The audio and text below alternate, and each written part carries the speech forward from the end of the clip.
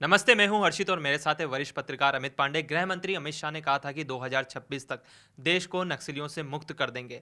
उसी के तहत अभी हाल ही में बहुत बड़ी नक्सलियों के ऊपर कार्रवाई हुई, जिनके अंदर उनका कमांडर, कह सकते हैं कि उनका कमांडर बसव राजू को ढेर कर दिया गया और लगभग 27 नक्सलियों को मिटा दिया गया।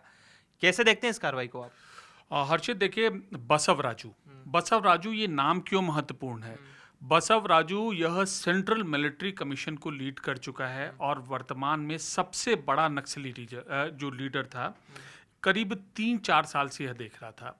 और हम अगर देखें कि इसने चाहे जितने हमले किए हैं, चाहे झीरम घाटी में कांग्रेस के लीडर्स के ऊपर हमला करना हो, 2010 में जो सीआरपीएफ जवान, जिसमें 70 से भी ज़्यादा सीआरपीएफ के जो लोग मारे गए थे, उन पर हमला करना हो, इसके बाद 2019 में विधायक की हत्याकांड में शामिल, 2021 में जब सशस्त्र बलों पर हमला करना है, इन सब में बसव राजू का इसमें नाम आता है। और वह बेसिकली एक मिलिट्री ट्रेनिंग में, गुरिल्ला वॉरफेयर में वह माहिर था और एक के बाद एक जो वारदात को पिछले 1.5 दशक से वह अंजाम दे रहा था। और उसकी खूंखार गतिविधि का जो मोडस ऑपरेंडी है, उसका अंदाजा इसी बात से लगाया जा सकता है कि बाकायदा वह एक डायरी मेंटेन करता, सूत्रों के मतलब जो जो वारदात होती, किस तरीके से इस पूरे हमले को अंजाम दिया गया, वह नोट करता। एक तरफ ऑपरेशन सिंदूर, जो पाकिस्तान के जो आतंकी अड्डे हैं उनको मिटाया जा रहा है, एक तरफ नक्सली। भारत लगातार जो दहशत फैला रहे हैं, चाहे वो देश के अंदर हो चाहे देश के बाहर, उनको मिटाने का काम कर रहा है। बोला था कि 2026 तक नक्सलियों को मिटा दिया जाएगा। इस तरह की कार्रवाई आगे भी देखने को मिलेगी? जी हर्षित, बिल्कुल। देखिए, प्रधानमंत्री मोदी और गृह मंत्री अमित शाह का जो यह विजन है नक्सल मुक्त भारत 2026 तक, मार्च 2026 तक, तो उसी के सिलसिले में यह कार्रवाई है। देखिए, जैसे ही ये पूरा इनकाउंटर होता है, उसके बाद गृह मंत्री ट्वीट करते हैं, पीएम ट्वीट करते हैं, छत्तीसगढ़ के सीएम ट्वीट करते हैं, और ये पूरी बड़ी कार्रवाई है। अगर हम बड़े परिप्रेक्ष्य में देखें, बिगर पर्सपेक्टिव में देखें, तो 1.5 महीने के भीतर भीतर करीब 50 नक्सली मारे जा चुके हैं। ये जो है अंबुजमाड़ के पास है, अंबुजमाड़ महाराष्ट्र सीमा के पास है, और दूसरा इससे पहले तेलंगाना छत्तीसगढ़ की सीमा के पास हुआ। मतलब कि जो एकदम गढ़ हुआ करते थे नक्सलियों के, उस पर जोरदार इसमें प्रहार हुआ है और यह नक्सली मारे गए। अब देखिए, बसव राजू क्यों महत्वपूर्ण था। हम एक पहलू हमने पहले जिक्र किया। बसव राजू बाकायदा मिलिट्री टैक्टिक तैयार करता था। सेंट्रल मिलिट्री कमीशन, जो नक्सलियों की यह पूरी बॉडी होती है, और इस बॉडी को वह नेतृत्व करता था। कुछ सालों पहले एक जवान मारा गया था, और उसके बाद जब सुरक्षा बल थे, जब उसकी बॉडी रिकवर करने गए थे, तो बाकायदा जैसे ही बॉडी के पास गए, तुरंत उसमें धमाका हुआ।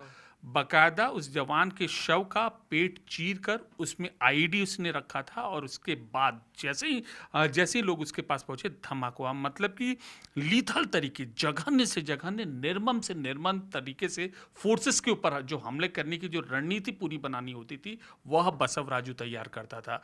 और गणपति से जब इसको कमान मिली थी 3 साल पहले, तो तब इसने अपने इस जघन्यतम तरीकों में बदलाव किया था। इसको अच्छी तरीके से मालूम था कि हम घिर चुके हैं, नक्सलियों की शक्ति खत्म हो रही है। इसने उस हिसाब से अपनी रणनीति बनाई, और तब यह सुरक्षा बलों के निशाने पर था, और उसके बाद ये एक सफल ऑपरेशन हुआ। अमित जी, मेरे 2-3 सवाल। एक जो सामान्य, जो हमारे दर्शक हैं जो देख रहे हैं, पहला सवाल ये होता है कि ये नक्सल विचारधारा कहाँ से आई? देश जो हिंसक विचारधारा है, जिसने देश को काफ़ी नुकसान पहुंचाया, पहला सवाल तो ये कहाँ से शुरुआत हुई?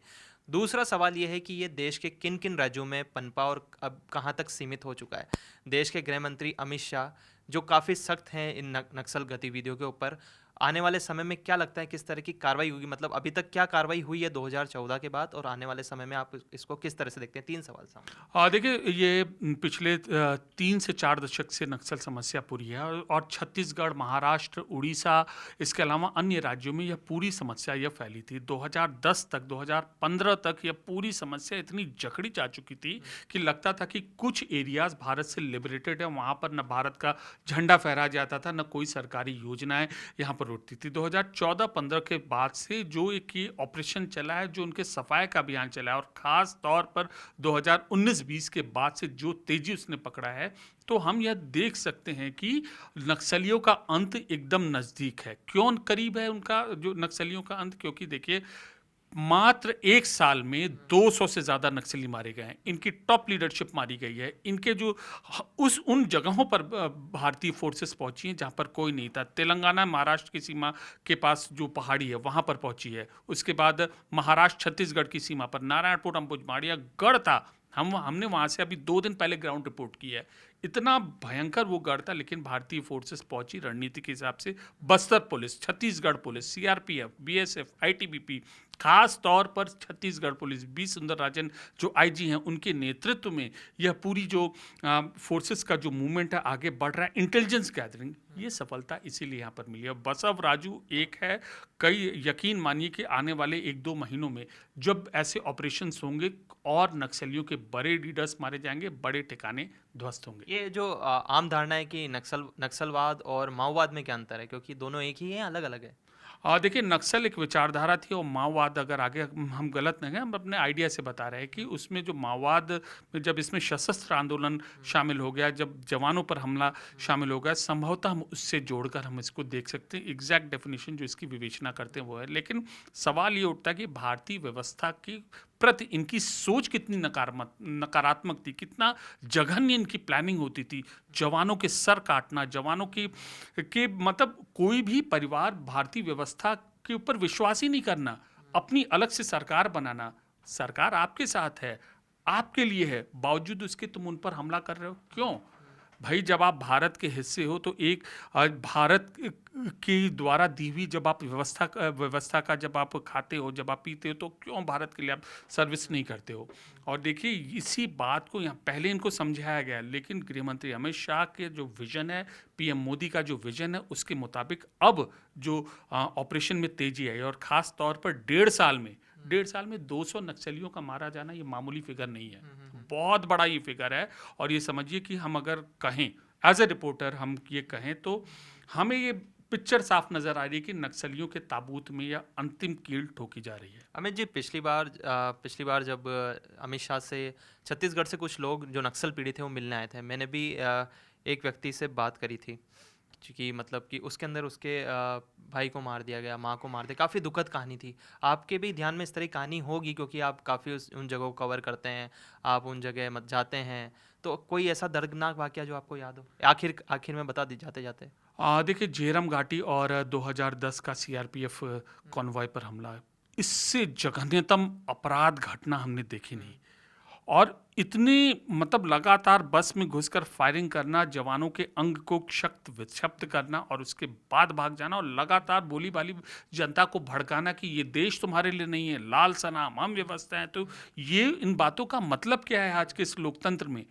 और आप उन जनता के लिए कर कुछ नहीं रहे हो, सिर्फ अपने ढाल के लिए आप अपना रहे हो। और उसका नतीजा क्या होता है? ये जनता भोली भाली आपके लिए मारी जाती है, उन लीडर्स के लिए मारी जाती है जो सिर्फ अपना क्लाउड बचाते हैं। लगातार भारत सरकार ने अपील की है, लेकिन इन्होंने आत्मसमर्पण नहीं किया। और अब यह जो पूरा जो ऑपरेशन जोर शोर से जारी है, यकीन मानिए कि मार्च 2026 ये लक्ष्य रखा गया है, लेकिन हमारे अनुभव के आधार पर उससे पहले भी यह लक्ष्य हासिल हो सकता है। लेकिन इसका मतलब ये नहीं कि ये खत्म हो जाएगा। इंटेलिजेंस गैदरिंग, काउंटर ऑपरेशन जारी रहेंगे, लेकिन एक नैरेटिव सेट होगा कि 2026 मार्च तक अंत होगा नक्सलवाद का। चलिए, भारत सरकार ने मन बना लिया है कि 2026 तक नक्सलियों का अंत हो जाएगा।